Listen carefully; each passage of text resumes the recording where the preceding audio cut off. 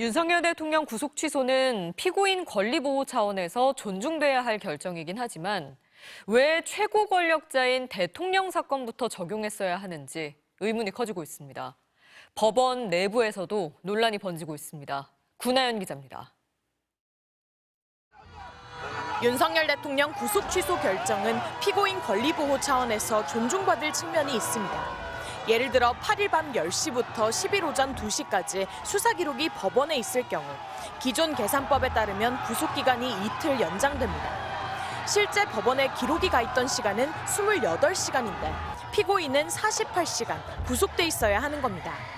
이런 문제를 보완하기 위해 구속기간 계산 기준을 시간으로 해야 한다는 문제 제기가 없었던 것도 아닙니다. 하지만 실제로 문제 삼은 사람들이 드물었습니다.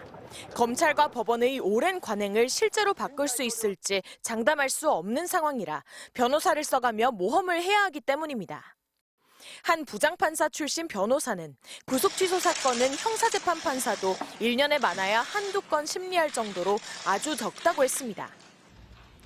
결국 법 전문가를 자처하는 검찰총장 출신 윤석열 대통령과 변호인단이 온갖 법 기술을 쓰다 윤 대통령 석방을 얻어낸 겁니다.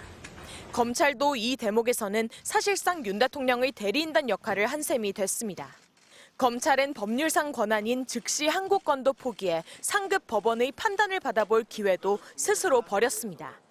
그러면 즉시 항고가 되면 재항고 가서 대법원 판단을 받을 가능성이 높다는 걸 분명히 염두에 두지 않았을까. 그러니까 검찰이 좀 표현이 그런데 언제부터 이렇게 인권 옹호적이고 친화적인 태도를 보였는지 검찰의 즉시 항고 포기 여파는 법원 내부망으로도 번졌습니다.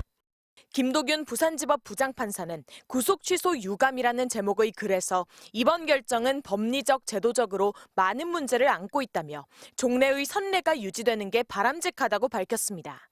검사의 구속기간이 10일, 날수로 정해져 있지 시간, 즉 240시간으로 규정돼 있지도 않다고 했습니다. 김 판사는 또 즉시 항고를 통해 혼선이 정리됐어야 하는데 검찰이 하지 않았다며 검찰이 손을 놓은 것도 비판했습니다. MBC 뉴스 구나연입니다.